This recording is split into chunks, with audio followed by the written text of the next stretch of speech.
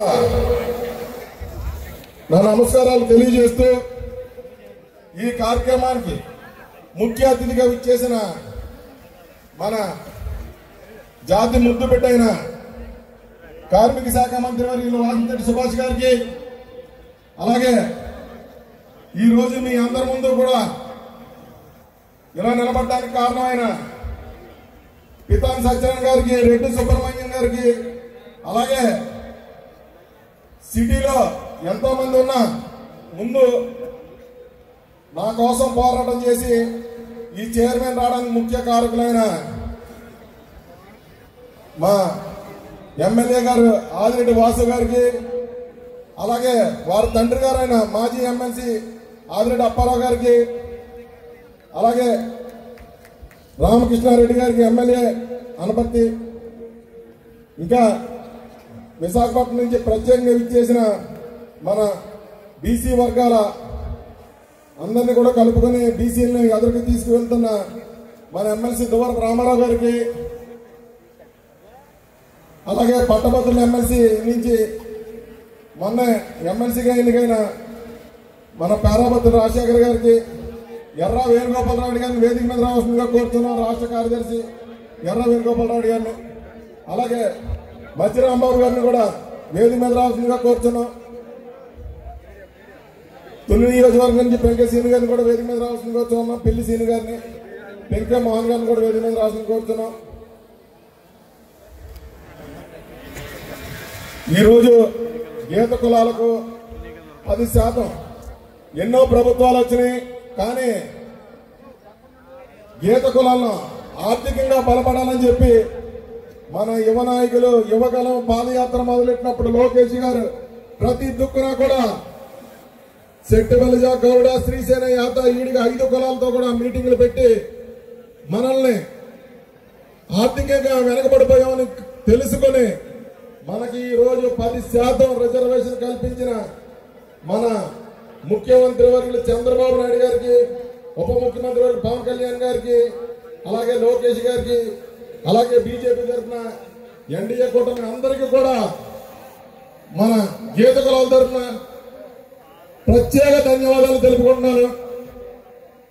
ఈరోజు దొమ్మేటి వెంకటరెడ్డి గారి విగ్రహం ఆవిష్కరణ రాజమండ్రిలో మొట్టమొదటిసారిగా జరిగిందంటే అది కేవలం మా ఎమ్మెల్యే ఆదిరెడ్డి వాసు గారి పుణ్యమే అని మీ అందరికీ కూడా చెప్తున్నాను.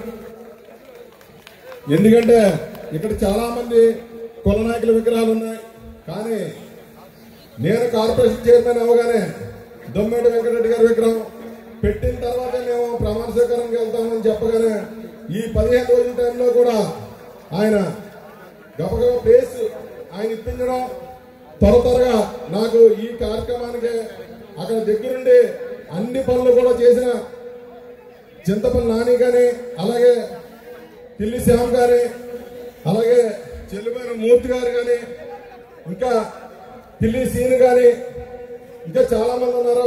వీళ్ళందరికీ కూడా ప్రత్యేక ధన్యవాదాలు తెలుపుకున్నా. ఎందుకంటే 6 రోజుల్లో నేను బయట కబుర్లు తిరుగుతున్నా, ఇక్కడ దగ్గరుండి కూడా ఈ కార్యక్రమాన్ని కూడా వాళ్ళ దగ్గరుండి నడిపించారు. అలాగే ఇక్కడ హౌసింగ్ బోర్డులో రాయుడు సీని గారు కానీ, కాళ వెంకటరావు గారు కానీ, ఆనంద్ చిన్న కానీ, ఇలాగ మొత్తం చాలా మంది ఉన్నారు.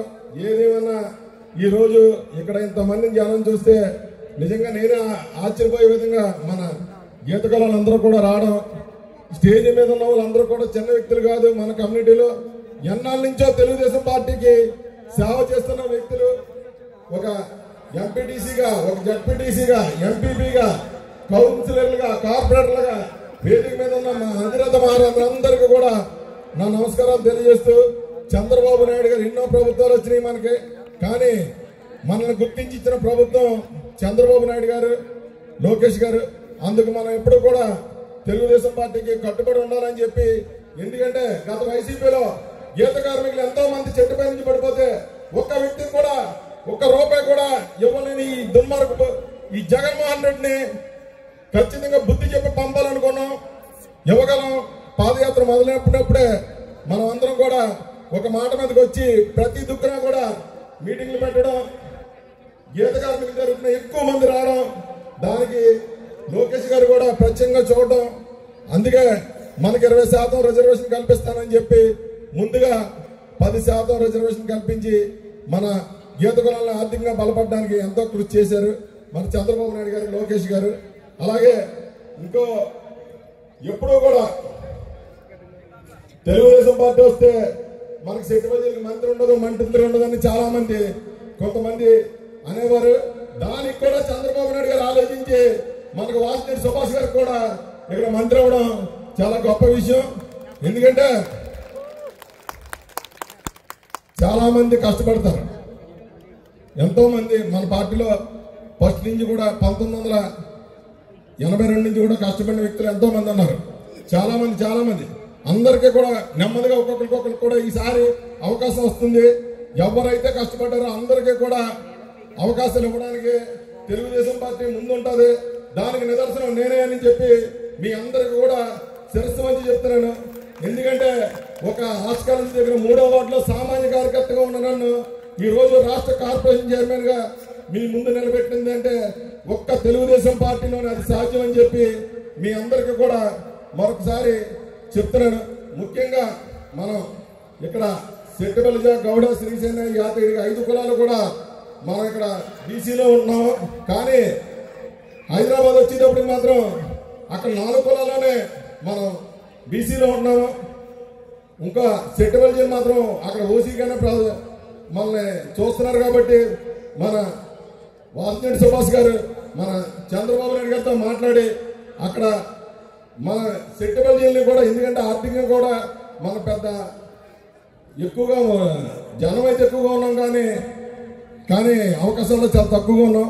మన వాసిరెడ్డి సుభాష్ గారు లోకేష్ గారి దగ్గర, మంత్రి గారి, చంద్రబాబు నాయుడు గారి దృష్టిలో కూడా తీసుకెళ్లి అక్కడ ఉన్న మన జాతీయులందరినీ కూడా మొత్తం బీసీలో కలిపే విధంగా మన యువ నాయకులు సుభాష్ గారు కూడా దీని మీద ప్రయత్నించాలని చెప్పి, ఎందుకంటే అవకాశాలు వచ్చినప్పుడు ఖచ్చితంగా కులాన్ని మనం చెయ్యాలి. కాబట్టి దానికి ఎప్పుడు వచ్చినా సరే మన సుభాష్ గారు దీన్ని ముందుకు తీసుకెళ్లి ఖచ్చితంగా హైదరాబాద్ లో ఉన్న మన బీసీలందరినీ, అక్కడ సెట్టిబలిజలందరినీ కూడా బీసీలో కలిపే విధంగా వారు ప్రయత్నించాలని చెప్పి, ముఖ్యంగా ఈరోజు ఇంకా చాలా విషయాలు ఉన్నాయి. కానీ వేదిక మీద చాలా మంది పెద్దలు ఉన్నారు, వాళ్ళందరూ కూడా ఇంకా మాట్లాడవలసి ఉంది. ఈ అవకాశాన్ని ఇచ్చిన మీ అందరికీ కూడా నేను పిలిచిన వెంటనే ఎక్కడెక్కడి నుంచి వచ్చిన మీరు అందరికీ కూడా పేరు పేరున ధన్యవాదాలు తెలుపుతూ నాకు